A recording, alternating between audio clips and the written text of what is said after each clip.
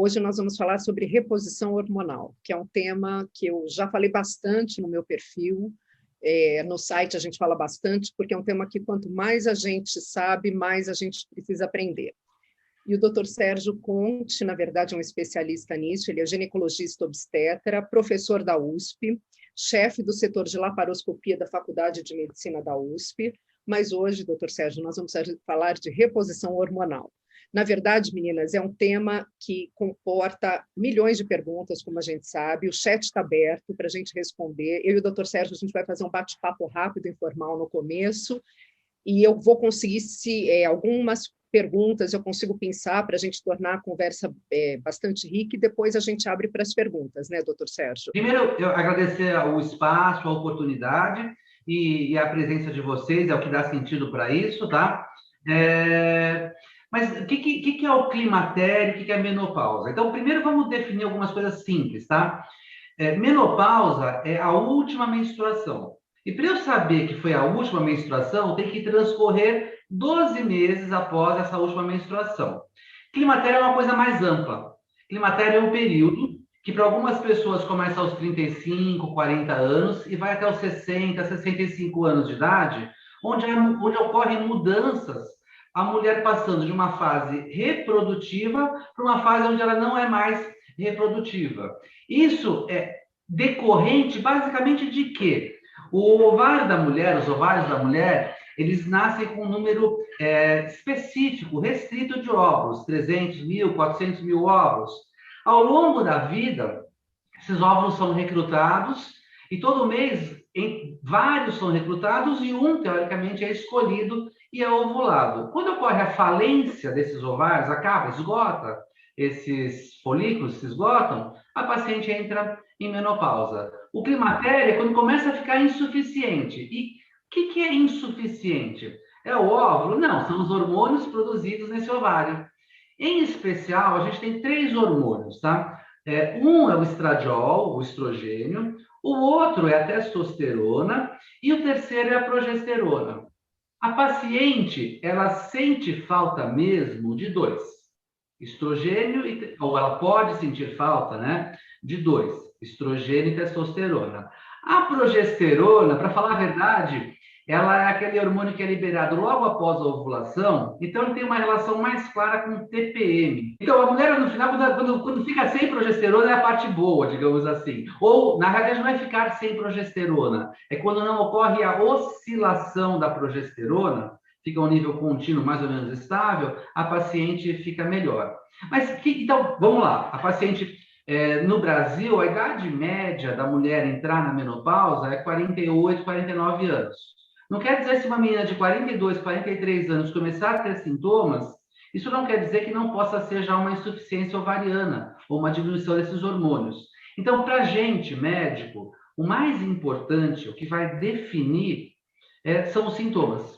Tá? E eu gosto de elencar os sintomas de uma maneira bem simples. Eu penso sempre assim: a gente tem sintomas, o mais conhecido de todo mundo são os fogachos, são os calores, tá? Os fogachos são fenômenos, os vasos têm fenômenos de vasoespasmo, eles fecham e abrem, contraem, dilatam, isso leva à liberação de calor e a paciente tem isso, acaba tendo isso principalmente na face, no tronco, no pescoço, e é muito comum começar a paciente perceber isso mais à noite. Não é que o vasoespasmo ocorra só à noite, ela percebe mais à noite, porque às vezes a paciente acorda por conta desses vasoespasmos, né? E sono ruim é um outro sinal que a gente tem dificuldade de pegar no sono interrompido é outra alteração que pode estar associada com o período de climatério.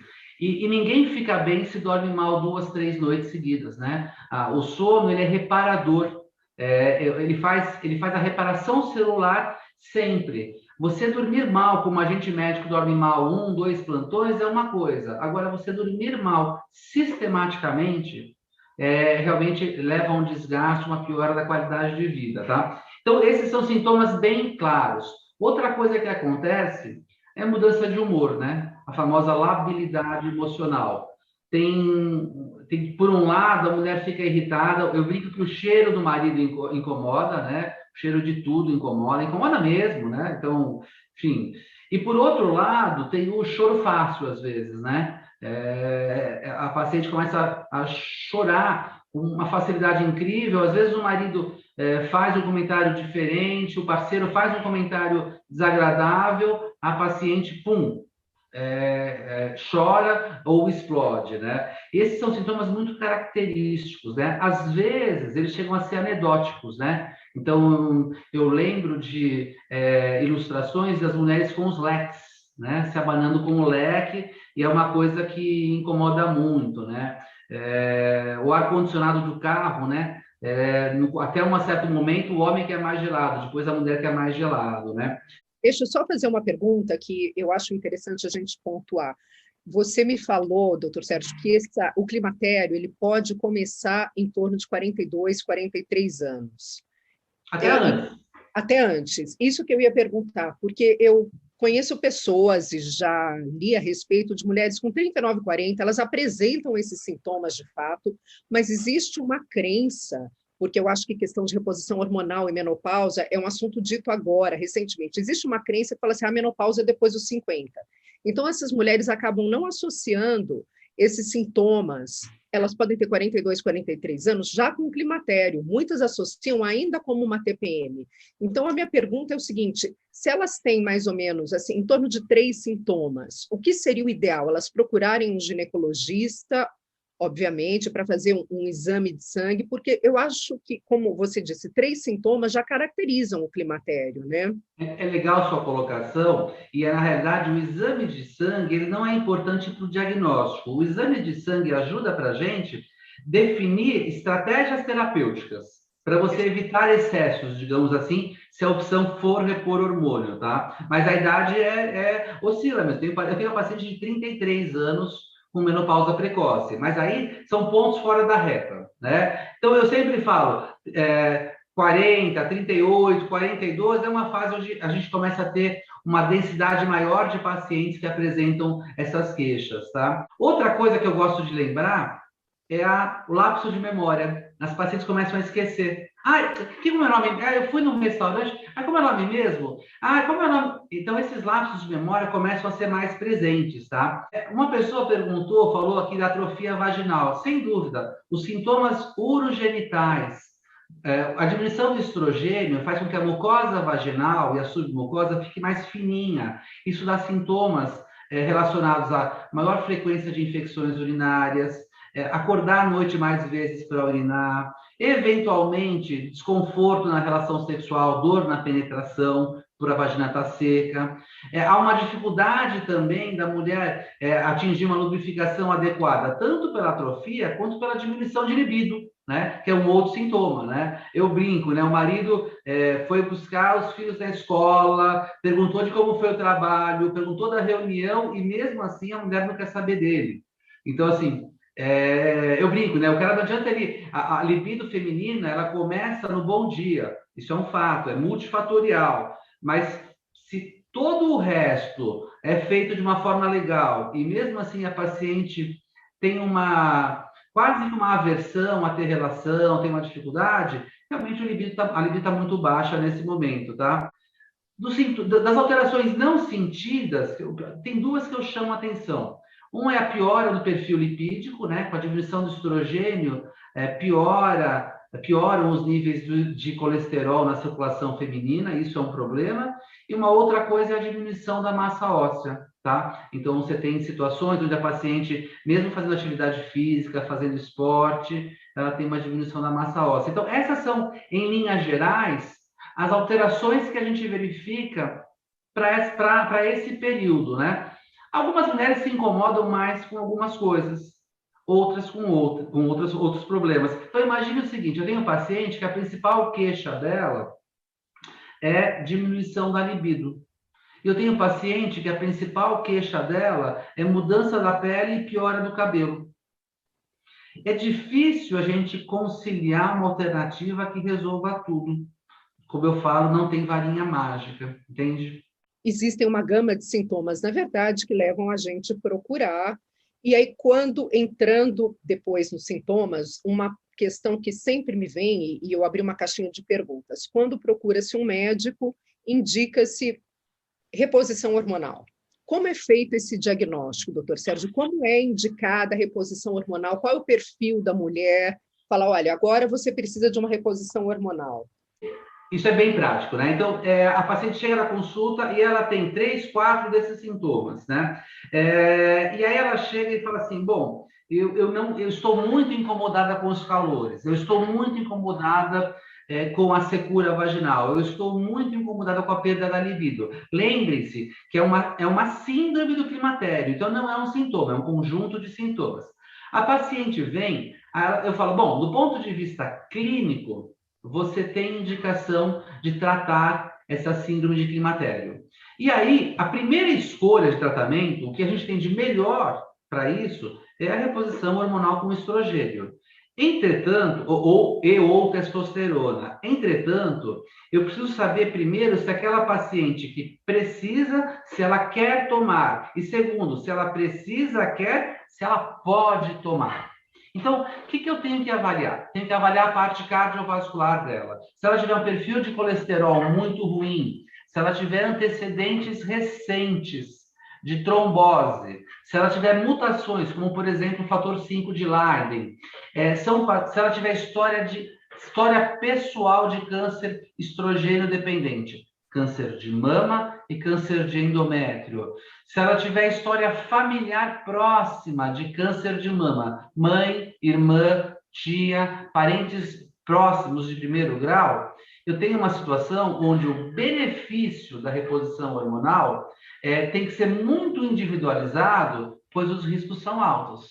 Então, a gente não recomenda a reposição com estrogênio para, por exemplo, aquela mulher que tem trombose, né? Aquela mulher que tem situações de altíssimo risco, a gente evita a reposição hormonal. Mas eu tenho uma paciente, por exemplo, que teve trombose há 10 anos e ela não tem nenhum fator alterado, identificado, trombogênico. E essa paciente, a principal queixa dela é secura vaginal. O principal sintoma dela é a secura vaginal. Então, para essa paciente, eu consigo atender a demanda dela ou usando um creme de estrogênio tópico com baixíssima absorção, associado ou não com técnicas microablativas, ou com radiofrequência ou com laser vaginal. Então, eu vi que tem uma pessoa que, logo no comecinho, colocou que ela fez 3 sessões de laser e ela não melhorou. Isso pode acontecer, primeiro, dependendo de qual o protocolo de laser que foi utilizado, né? Então, a gente tem que usar protocolos específicos para atrofia, e eu tenho resultados melhores associando o estrogênio no período que ela está fazendo o laser. A gente tem resultados porque o estrogênio potencializa a ação de melhorar o trofismo da mucosa vaginal, deixar a mucosa vaginal mais úmida. Né? Não necessariamente o laser, só o laser isolado, ele resolve essa questão.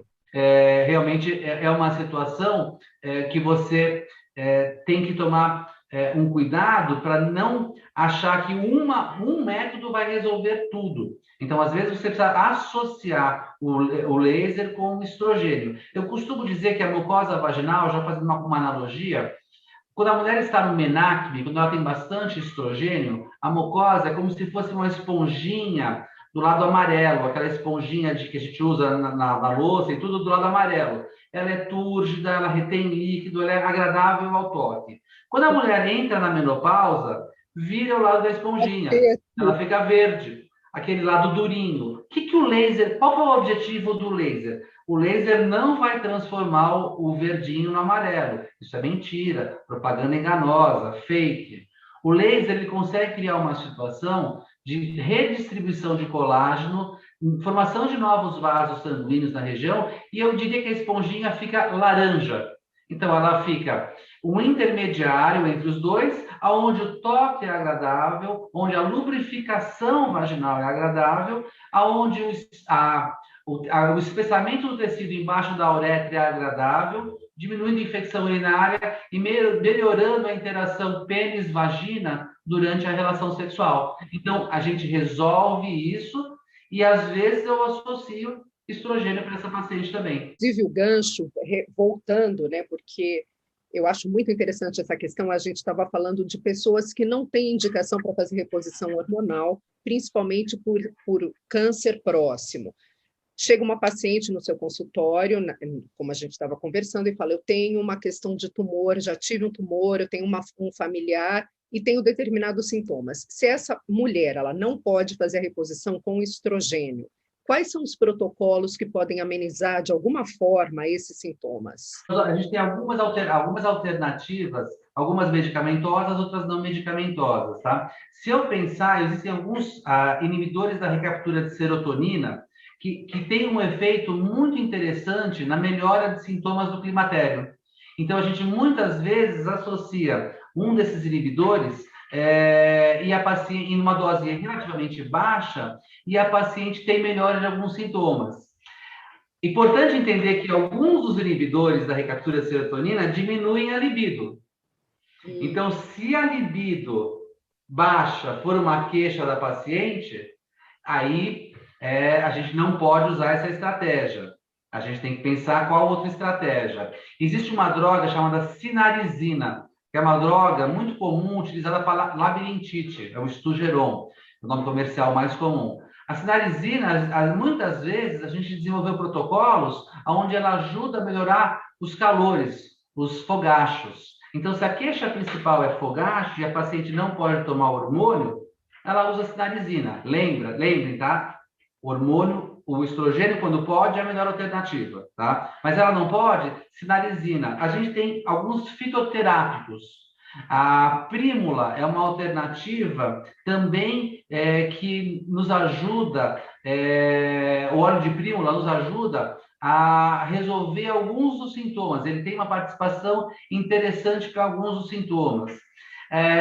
Atividades físicas, atividades hidroaquáticas, elas melhoram alguns sintomas relacionados também ao climatério. A atividade física, em geral, libera endorfina. E essa liberação de endorfina, se ela tiver um ritmo de pelo menos 3 vezes por semana, ela melhora esse índice metabólico da paciente, e isso faz com que ela melhore alguns sintomas, tá? Mas quando a paciente não pode tomar estrogênio, é muito importante entender que aí a gente vai, o que eu chamo de tratamento sítio específico. A gente vai para cada sintoma e vai tentar ver qual é a principal queixa da paciente, né? A gente tem um fitoterápico para... Não é bem um fitoterápico... Bom, é um fitoterápico para diminuição de libido, que é o Tribulus terrestris, né? O Tribulus é um precursor que acaba atuando na produção de hormônio, e as pacientes que não podem fazer reposição e têm queixa de baixa libido, a gente pode usar o Tribulus em algumas situações, entendeu? Eu estou vendo aqui, uma pessoa falou que ela teve câncer de mama e ela quer saber se ela pode usar a reposição. Primeiro, eu preciso saber se o câncer que ela teve tinha receptores positivos para estrogênio ou progesterona. Depende do tipo de câncer. Depois, a gente precisa saber qual é a queixa que ela tem, para saber se eu preciso dar um hormônio sistêmico ou se eu tenho que dar um hormônio local.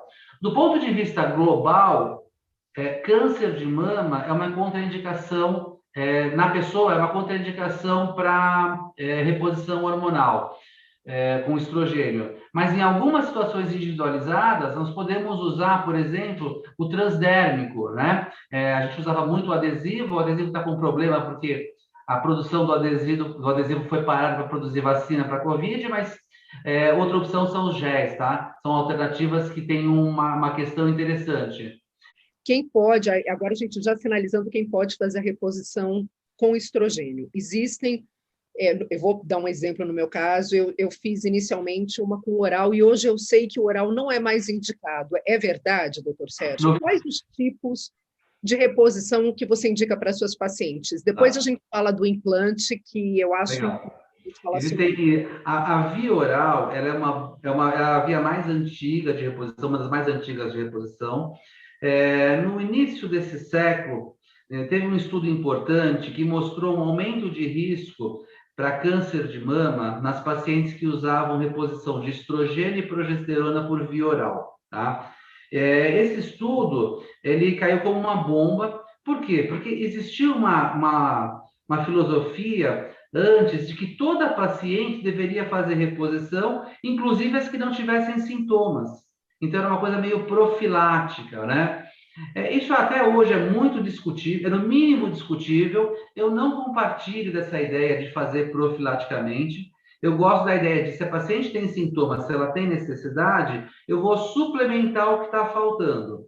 Aí é onde entra a dosagem que você perguntou. A dosagem a gente faz para ter uma noção de como estão os níveis do hormônio, para eu dar uma dose baixa de hormônio para essa paciente. A via oral é uma boa via, mas ela tem esse risco de aumentar um pouquinho, esse viés, de aumentar um pouquinho o risco de câncer, né? Quando a paciente tem útero e eu quero repor estrogênio, eu preciso proteger a parte interna do útero dela com progesterona. Porque se eu der só estrogênio para ela, ela pode ter uma hiperplasia, essa hiperplasia pode ter uma atipia e pode virar um câncer de mama. Então, isso realmente é um risco que não justifica essa paciente correr. Como a gente evita esse risco?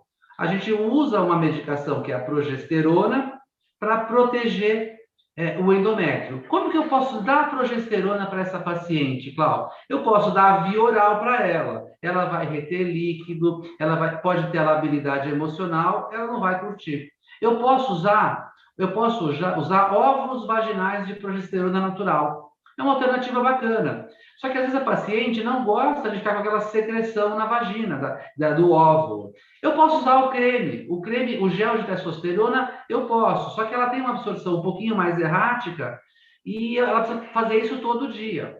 Quando eu penso no risco do estrogênio sozinho, eu falo, bom, ela não pode tomar estrogênio sozinho. Na década de 80, nos Estados Unidos, algumas mulheres tiravam o útero. Era um grau de absurdo, né, da agressividade. Hoje, a gente tem algumas alternativas. A gente tem alguns implantes subcutâneos de progesterona, ou a gente tem os dois tipos de DIU de progesterona, que você pode oferecer como alternativa para proteger o endométrio dessa paciente enquanto ela faz a reposição hormonal. Me parece inteligente isso, e isso dura por 5 anos, esses DIUs. Eu gosto muito se eu for pensar, como eu quero a progesterona protegendo a parte de dentro do útero, eu uso um sistema que libera a progesterona dentro do útero. Para mim faz sentido, é uma coisa lógica, tá? E seria o Mirena, e, por exemplo, nesse caso, ainda que você já tenha passado naturalmente da fase reprodutiva, eu falo por causa própria, ainda tem indicação do Mirena para essa mulher, só para ter a liberação da progesterona local, ela pode continuar e repor Mirena? Sim, é uma indicação off-label, né? Mas sim, é uma indicação muito clara. A gente faz isso há pelo menos 10 anos, tá? Existe um irmão do Mirena, que é o Cailina, que tem menos progesterona. A gente não tem ainda dados sobre o Cailina com essa função, mas o Mirena, sim, funciona muito bem. Eu só queria falar para vocês um dado, para vocês entenderem como a via de administração faz diferença. Para risco de ter trombose, né? Tromboembolismo com estrogênio. Quando a paciente toma ele via oral, esse risco é de 2,5, tá? É um risco importante. Acima de 1, o risco é importante. Acima de 1,5 é muito importante. Então, 2,5, se o meu risco de ter trombose era de 2%, eu tomando o hormônio, ele vai para mais de 5%, tá? Via oral. Se eu usar transdérmico, o mesmo hormônio transdérmico, esse risco só aumenta 1,2. Então, a via transdérmica, sim, ela também aumenta um pouquinho o risco, mas ela aumenta muito menos. Então, a via não oral, a via transdérmica ou a subdérmica, então a via não oral, ela diminui bem esse risco. Porque alguém perguntou aqui do risco cardiovascular, né? Quando eu penso que a mulher, quando ela tem estrogênio, ela tem menos infartes que os homens, e quando ela fica sem estrogênio, ela tem o mesmo número de infartes que os homens, se essa mulher não tiver fator de risco, o estrogênio parece sim ser um fator protetor para essa paciente que não tem fator de risco cardiovascular. Colesterol dentro do normal, HDL principalmente dentro do normal, níveis de LDL normal, níveis de HDL. O LDL é colesterol ruim, tá? Então, o ideal é que ele esteja abaixo de 120 para essas mulheres. E o HDL é de quem faz esporte, atividade física. Então, é um colesterol bom. Um fator que eu tenho muita resistência para dar hormônio, Cláudia, são as pacientes obesas. Obesidade sozinha a obesidade aumenta em 10 vezes o risco de câncer de útero, câncer de endométrio. É o principal fator de risco. Então, paciente obesa vai fazer reposição hormonal, eu tenho realmente uma reserva muito grande e eu uso sempre métodos com doses muito baixas, em que pese que a paciente obesa, na gordura periférica, ela produz um pouquinho de estrogênio. Então, ela tem menos sintomas, tá? Isso é importante, tá? Mas aquelas mulheres que têm síndrome metabólica, por exemplo, eu tenho que tratar a síndrome metabólica, atividade física, mudança de comportamento, eventualmente associar medicação para perder peso, eu falo que é um tripé, e aí a gente pensa em dar hormônio, tá? Então, isso é importante, tá?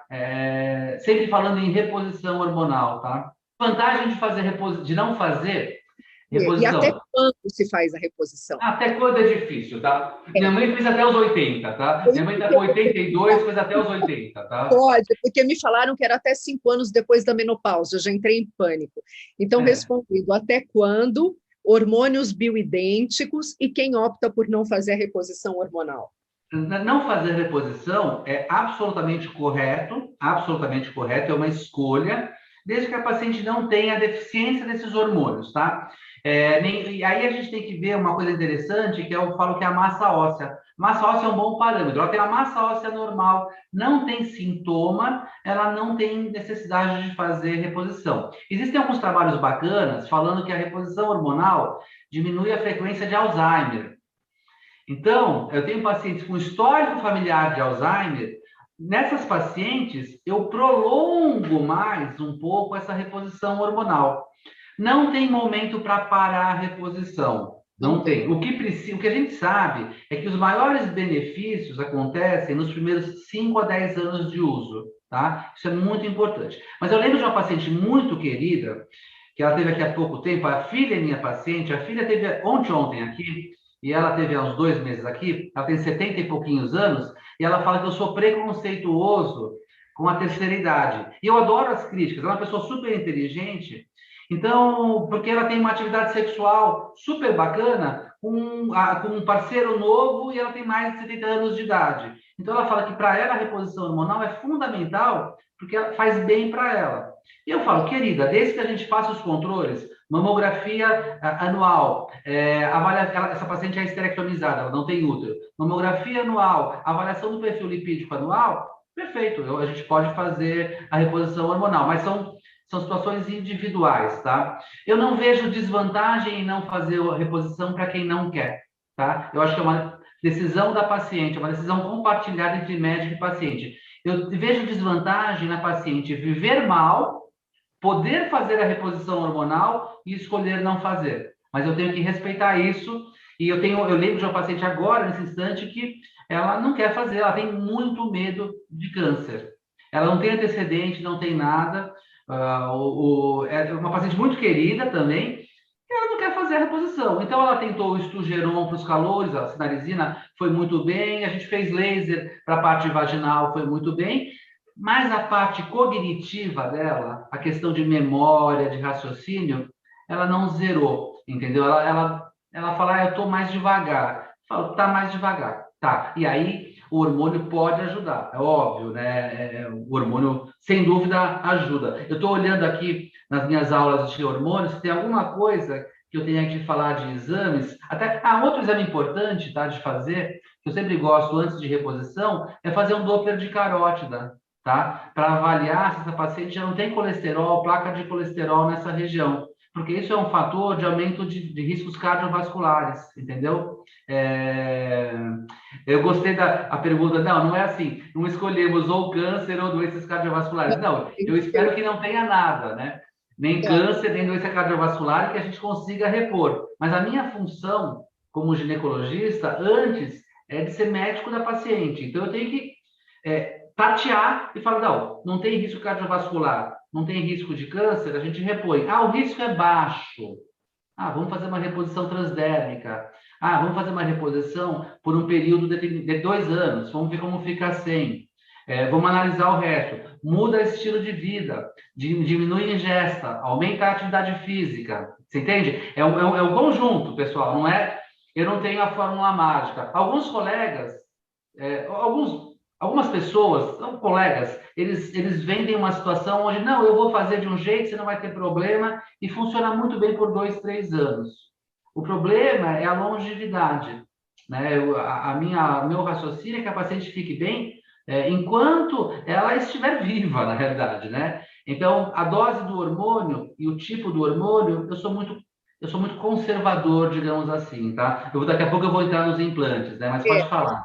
E uma pergunta que me fizeram, duas perguntas, na verdade. O que são os hormônios bioidênticos? Na verdade, o que as americanas, tinha uma atriz, a Susan Summers, que falava dos benefícios. O que são? Então, hormônios bioidênticos, na realidade, são todos os hormônios, apesar de serem bioidênticos, são hormônios que são sintetizados e que têm na sua fórmula uma composição muito semelhante aos hormônios naturais da pessoa, tá? Mas são hormônios que são produzidos, tá? Antigamente, a gente usava o estrogênio equino conjugado, tá? Que era o Premarin. Hoje a gente usa outros hormônios que têm uma ação boa, muito boa, mas sempre entender que por mais que a gente que eles sejam chamados de bioidênticos, são moléculas produzidas, tá? Com engenharia genética e que têm uma ação muito parecida ao hormônio natural. Isso significa, a ação de hormônio é chave e fechadura. Eu gosto de dar um exemplo assim, no corpo da gente tem 50 fechaduras, e quando a mulher está na menacme, as 50 fechaduras estão com chavezinhas que vão virando e desvirando perfeito. Ela entra no climatério, ou depois da menopausa, essa paciente tem 5 chaves para 50 fechaduras. Tá? Então, óbvio, né? Algumas coisas não funcionam. Qual que é a minha função? A minha função é oferecer para essa paciente 45, 48 chaves para ocupar as outras fechaduras. E o meu cuidado é não oferecer 100 chaves. Porque se eu der uma dose excessiva de hormônio nessa suplementação, nessa reposição, eu aumento o risco de efeito colateral. Se eu der uma dose adequada à demanda dela, eu tenho baixo risco de efeito colateral. Vocês entendem? Então, é uma coisa assim por isso que é muito personalizado, né? Os americanos gostam de um termo que é tailor-made, né? De você pegar e falar, para cada paciente é isso, né? Eu dependo muito dos hábitos de vida, da alimentação da paciente. Soja, vamos pensar na soja. Eu não quero tomar hormônio, eu vou tomar soja. Se você for de origem oriental e usou soja a sua vida inteira, na sua alimentação, perfeito, a reposição com soja vai funcionar. Se você é ocidental e nunca tomou soja, a soja não funciona. Os estudos mostram que não funciona. Agora, a soja não faz mal. Então, algumas mulheres entram até com um efeito placebo. A gente respeita. O efeito placebo também a gente respeita. Acho que é importante isso, tá? Eu esqueci de falar uma coisa importante, tá? Tabagismo, cigarro e reposição não combina, tá? Não existe. Então, é uma escolha. Fumar mais do que 5 cigarros por dia é tabagismo. Até 5 cigarros, a gente até pode discutir, mas o ideal é não fumar, tá? Então, não fumar, tá? Senão, aí você tem o risco do cigarro, de trombose, mais o risco do estrogênio. Aí, óbvio, não vai dar via oral, vamos tentar no transdérmico, vamos tentar no adesivo, vamos tentar no gel. Então, a gente tenta fazer isso, mas não pode fumar. Pressão alta descontrolada. Diabetes, quer dizer, se a paciente tem doenças outras, eu não posso aumentar, por menos que eu aumente, eu não posso dar um remédio que vai aumentar o risco para essas mulheres. O lance essa paciente tem que estar com saúde, eu tenho que controlar a saúde dela. Uma paciente aqui no chat perguntou do schwannoma, né? Schwannoma de acústico. O schwannoma, nenhum neurocirurgião deixa a gente dar reposição hormonal para paciente que tem schwannoma, porque ficou um fragmento. Então, existe uma preocupação que o estrogênio possa levar ao aumento do schwannoma. Eu tenho uma paciente, ela deve estar agora com seus 80 e comecinho de 80, que até os 75, a filha dela chama Cláudia, a Cláudia é uma querida também, sua xará, E hoje a Cláudia Moura, ela era jornalista de uma revista grande aqui em São Paulo, e ela montou uma pousada em Trancoso, então eu admiro a Cláudia, mas a sogra dela, não era a mãe dela, a sogra dela teve um schwannoma e a gente fez reposição com um gel transdérmico para ela, numa dose muito baixa. A gente usava um adesivo cuja dose padrão seria 50, eu dava 25 miligramas para ela. E ao invés de eu usar 2 vezes por semana, a gente usava 3 vezes a cada 15 dias. Então, ela usava a cada 5 dias. E para ela era suficiente. Você entende? Então, a gente tenta entender isso. Respondendo a Miriam, que a Miriam voltou nessa pergunta. Então, a resposta clássica, schwannoma não pode tomar, dependendo dos sintomas e dependendo de quanto sobrou de tumor e dependendo de quem for o seu neurocirurgião ou seu onco, a gente discute. Tem alguns oncos que mandam os casos para mim, eles falam que eu sou quem dá o hormônio para essas pacientes, mas é muito individualizado, tá? Algumas pacientes que tiveram câncer de mama estão tratadas, curadas. A gente discute sobre, eventualmente, doses baixas de estrogênio, a depender do tipo de câncer que ela teve também, tá? Que interessante. Então, é incrível a gente poder entender essas verdades absolutas. Não Estão existe, mudando. estão mudando. É interessante, ou seja, existe uma qualidade de vida viável. Sim, tem que ter. Eu tenho que ter, porque a expectativa de vida de 60 anos, de 100 anos atrás, mudou para 90 anos. A minha paciente, quando ela chega aqui com 50 anos, eu tenho uma conversa seguinte, eu falei, você lembra de você a partir dos 10 anos, 8, 10 anos. Então, você lembra de você há 40 anos. Você vai lembrar de você mais 40 anos. Depois do 90, também você não vai lembrar muito. Esse é um fato, né? Então, minha mãe está com 84, na realidade, e às vezes eu falo, tá lembrando o médio, sabe? Eu já fico meio preocupado. E ela teve uma queda importante de quando a gente diminuiu o estrogênio dela. Mas ela teve um problema, eu não sou médico dela, ela tem um médico que eu admiro muito, mas ela teve um problema, ela teve uma fratura, porque não trataram a osteopenia, a osteoporose dela. E, enfim, acontece, né? Mas a paciente está com 50, ela tem mais 40 anos de vida de expectativa. Cláudia, com o seu arquivo cheio de bagagem, um monte de coisa que você pode usar, você não vai ter disposição física, você não vai ter disposição. Você escolheu o seu parceiro ou sua parceira, enfim, e você não está com libido boa, que é isso? E né? o que a gente conversou ontem também, que eu acho interessante, o homem, a partir do evento do Viagra, você tem um parceiro que ele tem a função dele, de certa forma, está intacta. E a sua? Olha, você falou uma coisa, eu vou voltar agora na testosterona, até aproveitar o gancho. Viagra surgiu, Pfizer, né, ações da Pfizer lá em cima. O Viagra fez com que o homem perdesse a insegurança de procurar atividade sexual depois de 55, 60 anos. A primeira resposta, tá? A mulher, ela sentiu uma necessidade de atender o seu marido, o que é ruim, mas era uma alternativa. Hoje a mulher, ela tem a necessidade de sentir prazer nela. Ela quer estar bem. E aí é onde entra testo. O libido é uma coisa multifatorial, né? Eu falo que o libido começa no bom dia, na admiração. A mulher tem que admirar para ter libido por alguém. Então, assim, óbvio, a testosterona, se a libido estiver baixa e a testosterona testo livre estiver baixa, sim, a gente pode suplementar. Problema de suplementar testo. Doses altas levam a queda de cabelo, levam a acne. Então, eu tenho uma dificuldade de acertar essa dose, né? Ontem, uma paciente querida, 52 anos, 52, está usando testo, ela queixou de queda de cabelo. Então, óbvio, eu dei uma dose baixa. Ela tem 52 quilos e eu dei uma dose de 1,5 miligrama por quilo, que é uma dose baixa. Aliás, eu calculo as doses por quilo de peso da paciente. Então, eu faço uma estratégia chamada Step Up. Eu começo com a menor dose possível para evitar efeitos colaterais. Para eu dormir tranquilo e para a paciente dormir tranquila. Tem gente boa, que faz um caminho diferente, dá uma dose bem alta para agradar a paciente. Funciona por 2 anos. Aí depois a paciente tem um monte de efeito colateral e em alguns casos vem para a gente operar, na realidade, porque o efeito colateral muitas vezes envolve uma cirurgia. Então eu prefiro dar uma dose baixa, demorar um tempinho para acertar a dose da paciente, mas eu acho que a gente causa menos dando para essa paciente. Mas a testo é uma excelente opção, também para quem tem massa óssea diminuída e às vezes não pode tomar estrogênio, você pode discutir em dar uma dose baixa de testo. A testo no organismo feminino é convertida, uma parte dela é convertida em estrogênio, tá? Mas é uma porção menor. Então, eu posso também trabalhar com a testo, tanto o gel de testo quanto o implante de testo. Eu queria falar umas palavrinhas do implante. O implante é só o veículo, é o carregador, é que transporta. O que ele tem de bom é que é fácil, ele tem a facilidade posológica. Você coloca o implante, não usa nada por 6, 9, 12 meses.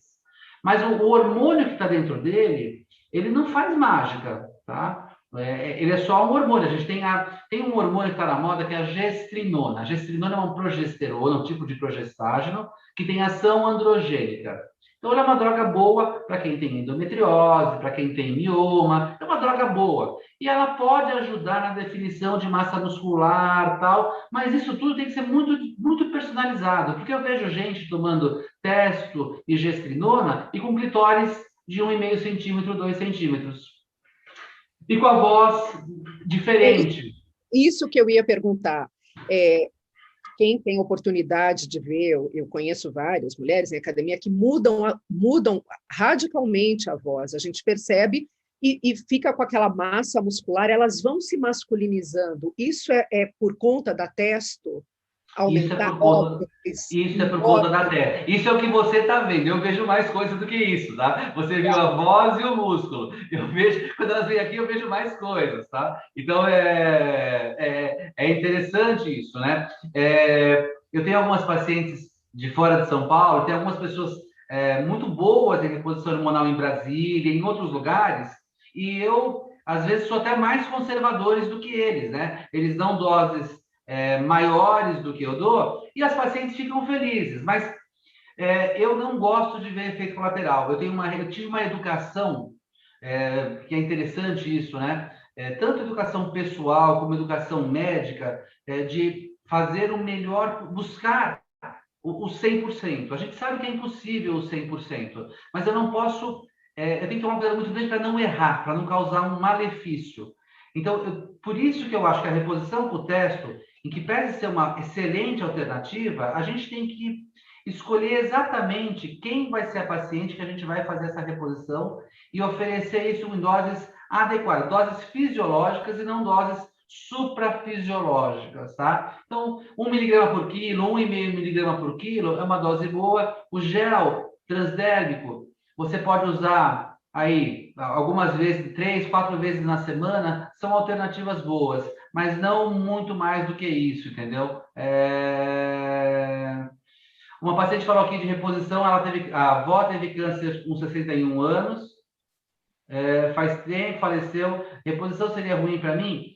A mãe tem 78 e nunca teve câncer. A distância já é um pouco maior, né, da avó. É importante entender se ela tem algum outro fator de risco e quanto ela tem de sintoma. Se ela tiver muito sintoma, você pode, eventualmente, fazer uma reposição com dose baixa de estrogênio, não oral, tá? E se tiver útero, precisa proteger esse útero, e aí pode ser com dispositivo intrauterino, pode ser com gel de progesterona, pode ser com óvulos de progesterona, são coisas que a gente pode também funcionar bem, né?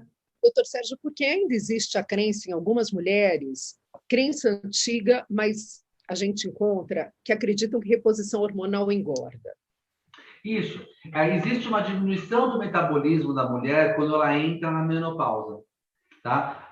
Existe uma diminuição do índice metabólico. Se você comer a mesma coisa que você comia aos 40 e passar a comer isso aos 50, você vai engordar. Se fizer a mesma quantidade de esporte, mesmo tudo, você vai engordar. Mesma coisa. Então, tem uma diminuição do índice metabólico. Então, fazendo ou não reposição hormonal, há um sincronismo de ganho de peso. Segunda coisa, a reposição hormonal com progesterona pode levar a uma retenção hídrica maior. E isso também leva a um ganho de peso.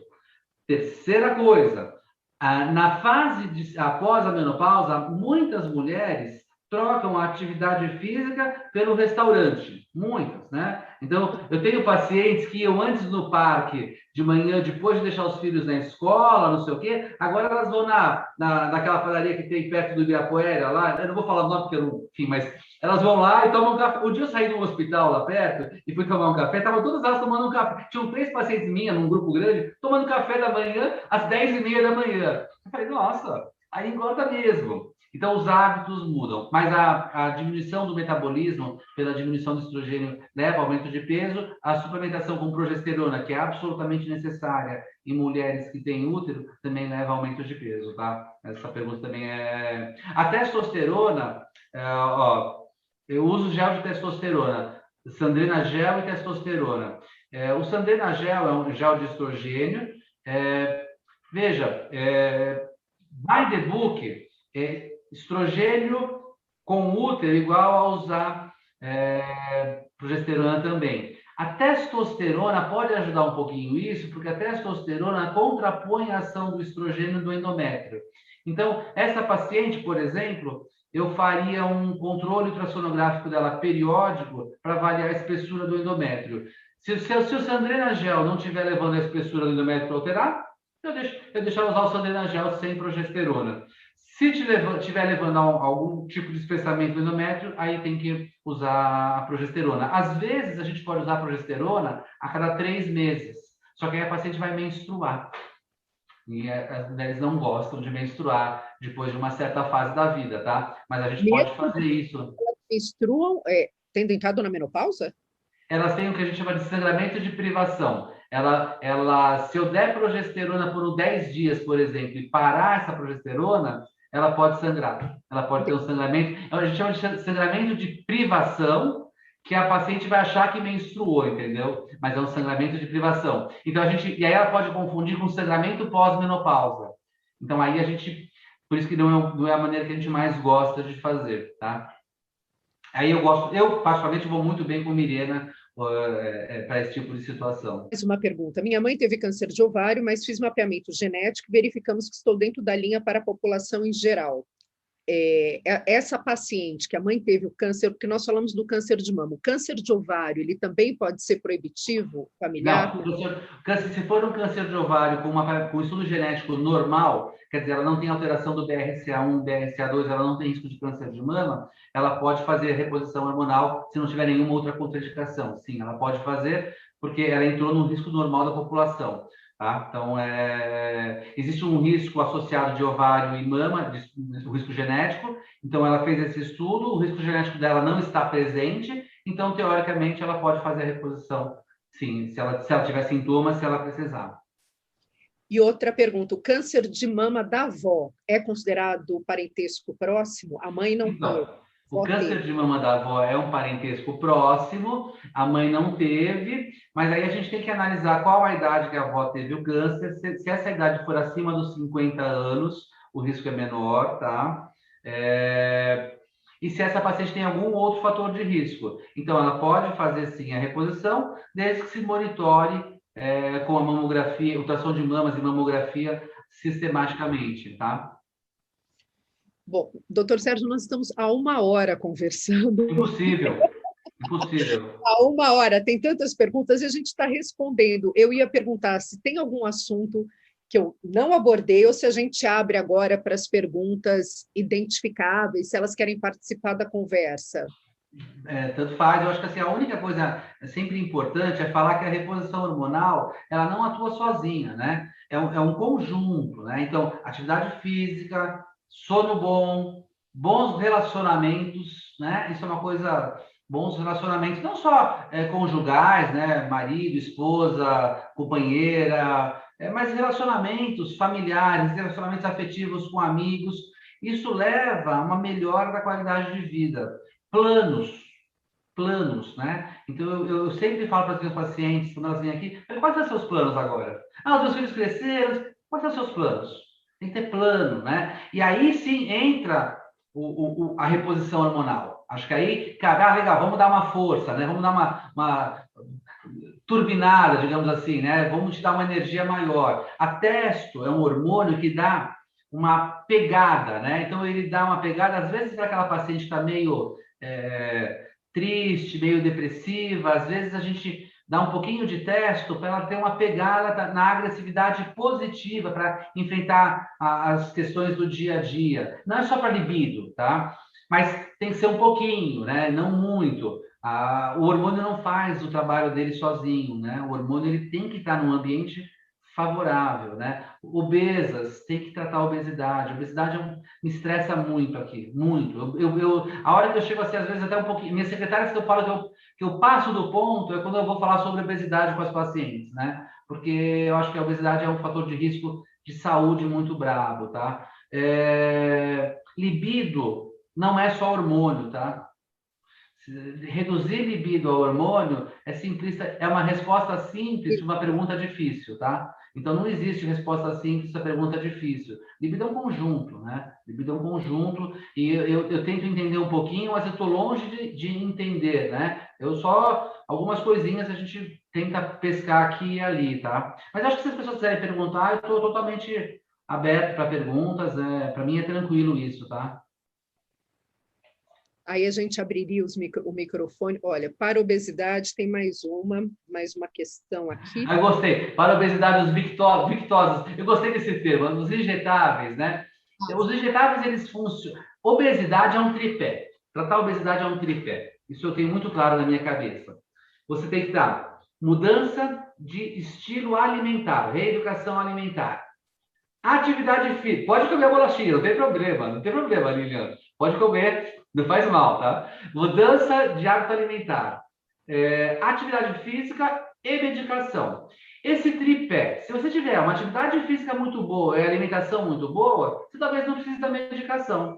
Mas a medicação, eu falo que é um grande impulso para você começar, sair da inércia e perder peso. Sim, as medicações injetáveis funcionam, existem riscos para a tireoide, riscos para o pâncreas, mas se for monitorado, se for prescrito por um médico, e mais importante, se for por tempo limitado, tá? A medicação não é para aquela paciente que está com 50 quilos e quer ficar com 48 quilos, tá? Então, não é isso. E eu tenho pacientes que fazem isso e tomam bronca aqui.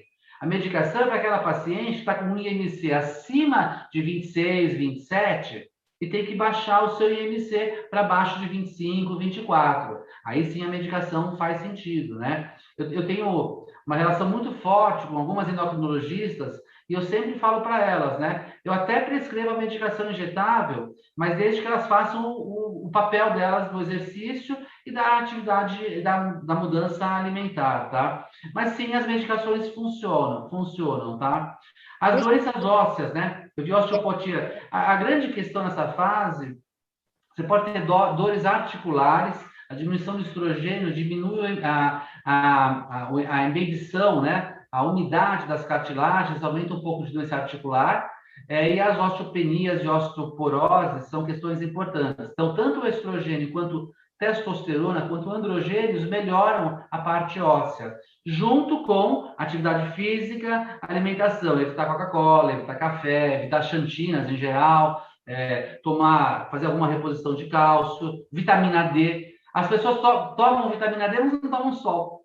Assim, tem que tomar sol, né? Então, toma sol um pouquinho, protetor no rosto, tal, no colo, e o resto toma um pouquinho de sol. Enfim, vai fazer esporte de manhã, caminhar, enfim, na rua, no parque. Ó, aqui, menstruo aos 50 anos, mas sinto que estou no climatério já. Sim, está no climatério, mas ainda não foi a menopausa. Sim, tem. Atividade física tem que ser musculação? Não. Musculação é muito boa, mas pilates também adianta, tá? Yoga também adianta. Caminhar também adianta, tá? Então, são coisas que são funcionais e que ajudam. Óbvio que a musculação e as atividades com impacto melhoram a parte óssea, tá? Então, é importante isso. E segundo a minha esposa e as esposas dela, para as coisas ficarem no lugar, só musculação. Se não tiver musculação, as coisas saem do lugar, tal. Mas, brincadeira à parte, musculação faz parte do conjunto. Mas eu gosto muito de yoga e gosto muito de pilates também. E caminhadas intensas, caminhadas mais de 40 minutos, 4 vezes por semana, num ritmo acelerado, no ritmo onde a conversa seja ofegante. Para você saber se está boa a sua caminhada, o ritmo, você pode estar com alguém conversando, mas tem que estar ofegante. Pergunta, minha mãe, eu não sei se essa gente já respondeu, minha mãe teve câncer aos 66 anos de ovário e eu de mama aos 44, tumor receptor hormonal, mapeamento genético não acusou mutação, é possível fazer reposição? Ainda menstruo normalmente aos 52 anos.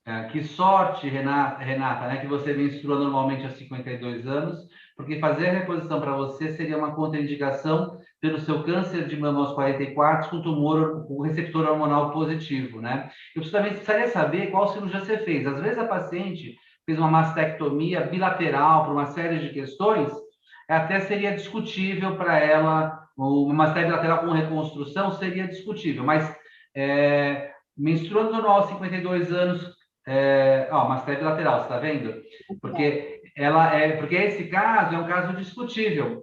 Quando você teve a mastéria bilateral, se as margens forem livres, se ela fez reposição hormonal, quer dizer, se ela tem um tumor receptor positivo, provavelmente ela usou o tamoxifeno, enfim, ela usou um bloqueador, um antiestrogênio por algum tempo, há uma discussão sobre reposição hormonal para ela. Não precisou fazer quimioterapia, é um tumor localmente restrito. É uma discussão. Tá vendo? Não tomou nem tamoxifeno. Não tomar o tamoxifeno aos 44 anos não está errado, mas envolve uma situação especial, tá? Mas eu acho interessante. Seria uma possibilidade, desde a mastéria bilateral, você vê qual foi o tamanho do tumor, qual tipo de tumor, se foi um CDI, enfim, tá vendo? 7 opiniões sobre isso. É difícil mesmo, é uma situação difícil. Não há uma resposta simples, viu, Renata? Eu monitoro. Você deve monitorar com ressonância magnética suas mamas, provavelmente.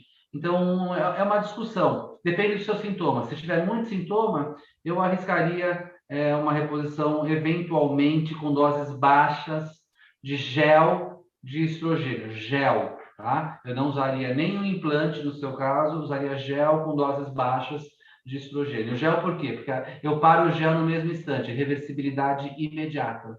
Então, é uma vantagem.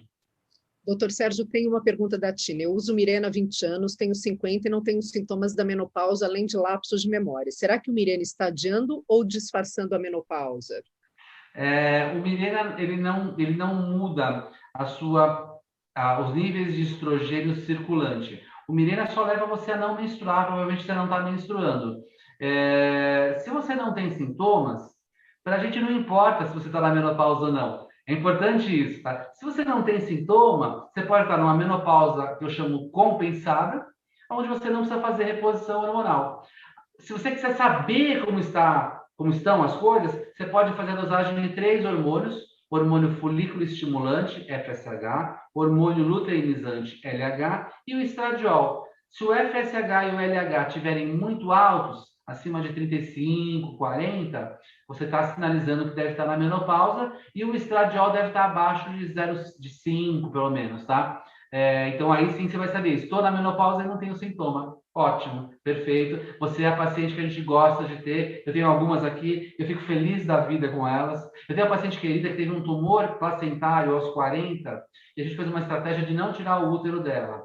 Hoje ela tem 51, acho. E ela nem quer pensar em tirar o útero, ela não tem sintoma nenhum. E eu falo, querida, tomara que você não tenha sintoma. Então, eu fico muito feliz disso. Mas a mãe dela teve um câncer de mama aos 68 anos. Então, eu fico feliz porque ela não tem sintomas, eu fico atento, muito atento no rastreamento dela. E ela tem uma filha de 20 anos, que mora fora do Brasil, mora na Holanda, e ainda ela não preocupa, mas a partir dos 35 a gente tem que ficar assim, atento.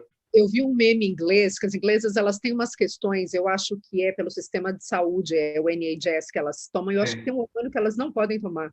Não sei se é dado, enfim. E eu li um meme que falava o seguinte: se a secura vaginal acontecesse no homem, fosse secura peniana, ia ter uma clínica de reposição hormonal a cada esquina. É verdade. Muito debatido na televisão. Mas as coisas estão melhores, né? surgiram os géis vaginais, a gente tem o laser, a gente tem a radiofrequência, a gente tem alternativas boas, né? Então, começam a surgir alternativas onde a qualidade da vida da mulher é contemplada. Você falou um ponto que é muito triste, né? A qualidade da vida do homem sempre foi muito mais contemplada. Eu sou ginecologista, eu opero, talvez, eu gosto muito do cílio, tá? Mas eu tive várias discussões há algum tempo atrás que todo o trabalho do cílio, de marketing, de tudo, é para doenças masculinas. Tudo que vocês veem, o robô, ele ganhou o espaço que roubou na cirurgia, que ganhou nas cirurgias, porque ele é para evitar o quê? Impotência masculina.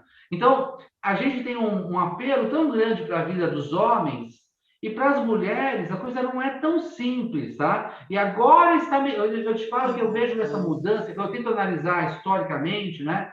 Mas é isso. Então, eu acho que assim, a gente... o mamógrafo não evoluiu. Evoluiu o mamógrafo, sim. A gente tem agora a tomossíntese, que faz o exame com um pouquinho menos de desconforto, mas ainda é desconfortável. Existe uma tendência da ressonância assumir esse papel. É difícil, tá? E o colágeno? O colágeno é bom para tudo. O colágeno é bom para a pele, é bom para o subcutâneo, existem alguns colágenos bons para articulações, a gente tem algumas mudanças nisso. Eu sempre, quando a paciente tem secura vaginal, eu falo, você não toma colágeno para o rosto? Então, o colágeno também vai atuar, o mesmo colágeno vai atuar na mucosa vaginal. O que o laser faz é acelerar a deposição de colágeno no espaço submucoso. Essa é a função do laser. Esse é o mecanismo de ação do laser em última instância, tá? Óbvio que tem uma maior vascularização, mas ele redistribui o colágeno nessa região e isso dá uma elasticidade melhor para a vagina. Outra coisa que me perguntam, né? Laser vaginal dói muito pouco. E eu falo que dói muito pouco porque eu dou creme anestésico vaginal dentro e fora. Quando alguém vem me falar que laser dói pouco, eu falo, olha, eu tenho uma mancha aqui, eu fui no meu dermato, ele fez o laser. Cara, eu senti dor. Né? Tudo bem, eu sou homem, né? Mas eu senti dor. Eu falo assim, não existe. Eu não faço nenhum procedimento que não tenha a vantagem que a gente dispõe da anestesia. A gente faz cremes anestésicos para não ter desconforto. Então, essa coisa de falar que não dói, não, dói. Se a pessoa creme, o anestésico, aí não dói. É isso. Eu não tive a sorte de ter passado anestésico. Então, se você aplica o anestésico, fantástico. Porque quando me perguntaram se dói, eu falei, dói. Não, tem que ter anestésico. A paciente chega antes, a gente aplica o anestésico numa outra sala, deixa com o Magipac. Tem um lance do Magipac aumentar. É muito engraçada a cena, né? A gente põe o Magipac na região e aumenta a absorção, aumenta a eficácia, tá? Alguém está falando do HPV, da testagem do HPV, é um absurdo mesmo, a gente deveria oferecer para mais pessoas HPV. Hoje eu participei de uma reunião de manhã sobre vacinação, o HPV é o fator de risco para o câncer de colo. Se a gente tiver um país sério, a gente conseguiria erradicar o câncer de colo. Então, é uma questão de saúde pública e a gente tem que realmente entender isso como uma medida que a gente pode melhorar para essas pacientes, tá? Então, isso é outra coisa que as minhas pacientes, eu vou fazer do jeito que eu falo com elas chegam aqui, 40 anos, separou, tal, eu falei, você é vacinado do HPV? Não vacinei. Bora vacinar. Vai estar na pista, né? Falou, agora tem que vacinar. Então, é isso. Eu falo, não, vamos vacinar o HPV e ela pode... Porque isso dá uma segurança para ela de diminuir a chance dela ter um problema. Óbvio que a mulher que contraiu o HPV aos 40 dificilmente vai desenvolver um câncer de colo. Mas, pombas, você ter esse dissabor é uma coisa que a gente tem que evitar. Tá? Eu aprendi que não é só aos 40, é aos 50, é aos 60, é aos 70, tomando pito daquela paciente que eu falei, de 70 e poucos anos, que ela me fez isso, é verdade, tá com uma vida sexual com um parceiro novo, ou uma vida sexual ativa com vários parceiros, mais de um parceiro, né? A gente coloca como um preconceito, né? Se a mulher tem mais de um parceiro, a gente fala, se o homem tem três parceiros, então assim, E Isso eu se ele... aprendi. A vida sexual, eu ouço coisas das minhas pacientes aqui que me fazem aprender todos os dias, né? A vida sexual é uma coisa que a gente tem que estimular que ela seja boa, com responsabilidade, com cuidado. Então, meu papel é oferecer a vacina do HPV para quem tiver com novas experiências na vida. Acho que é importante. Além da reposição hormonal, tem tantas outras questões, né, de mulheres a partir dos 50, ganho de peso.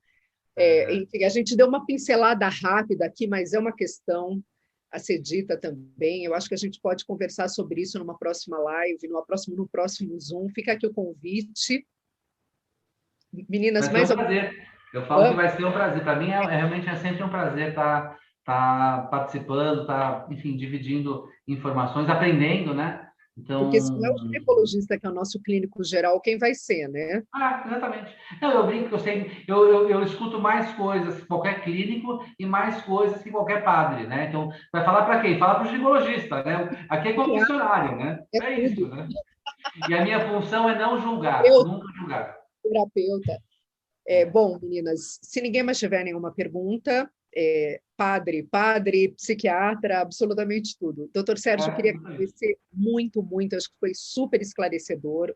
Se eu queria fazer um convite, se mais alguém tiver uma pergunta, me manda em inbox, que aí eu direciono para o doutor Sérgio. Os contatos dele, eu acho que ficou. O doutor Sérgio tem o perfil no Instagram, doutor É. Sérgio Ponte Ribeiro, está assim, né? Exatamente, doutor Sérgio. DR, Sérgio Conte Ribeiro. É super informativo, é informativo, né? Essa semana, ontem, a gente fez um procedimento super bacana, enfim, um procedimento super inovador, e aí as pessoas falam assim, você não vai colocar? Eu falo assim, eu só vou colocar que saiu uma alternativa boa de tratamento conservador para tal coisa. Ponto. Então, é muito mais informativo mesmo, né? Acho que essa é uma. E eu só passei a usar o Instagram, acho que na pandemia mesmo. Foi uma ferramenta muito boa para tranquilizar as pessoas. Achei muito bacana, né? Então, acho que Pois foi é. legal. E bom, e se não fosse, a gente não estaria aqui conversando e dando É, oportunidade para tanta gente tirar dúvidas e é alguns legal mesmo, tabus né? ficam, né? Eu acho que esses Zooms funcionam perfeitamente para isso. Meninas, queria agradecer a todas. Nós conversamos 1h30, a gente podia ficar conversando mais até. Fica aqui o convite, doutor Sérgio, para próximos Zooms. Ju, muito Obrigado. obrigada. Raquel, querida Janaína, todas as meninas, muito obrigada. Um Miriam prazer. Brito, querida, Cláudia, tem tantas. Olha, que bacana. Eu que agradeço a presença de todas vocês. Doutor Sérgio, de novo, muito obrigada. Obrigado a todas. Foi um prazer e parabéns, Cláudia, parabéns, Juliana, por todo esse processo. E eu agradeço a vocês duas por criarem essa oportunidade. Até logo, meninas.